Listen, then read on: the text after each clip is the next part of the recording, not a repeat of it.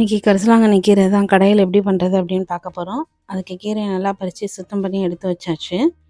வானலில் எண்ணெய் ஊற்றிட்டு கொஞ்சமாக சீரகம் போட்டு 4 காஞ்ச மிளகாய், ஒரு கைப்பிடி அளவு பூண்டு போட்டுட்டு கொஞ்சம் வதங்கினதுக்கப்புறம் நம்ம கீரையை சேர்த்து வதக்கி எடுத்துக்க போகிறோம்.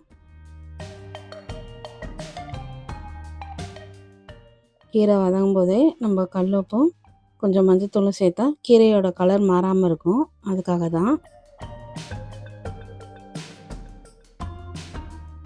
பாருங்கள், கீரை நல்லா வதங்கி வந்துருச்சு. இந்த டைமில் ஸ்டவ் ஆஃப் பண்ணிக்கலாம்.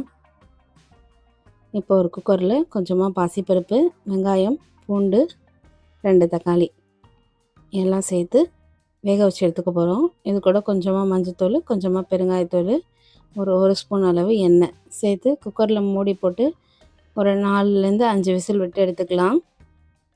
பாருங்கள், இப்போ பருப்பு நல்லா வெந்து வந்துருச்சு. இப்போ நம்ம வதக்கி வச்சுருக்கிற கீரையை கடைஞ்சி எடுத்துக்க போகிறோம்.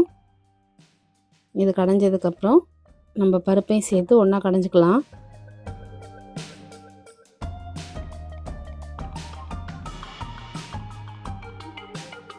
பாருங்கள், கீரை நல்லா பச்சை பசேல்னு இருக்குது.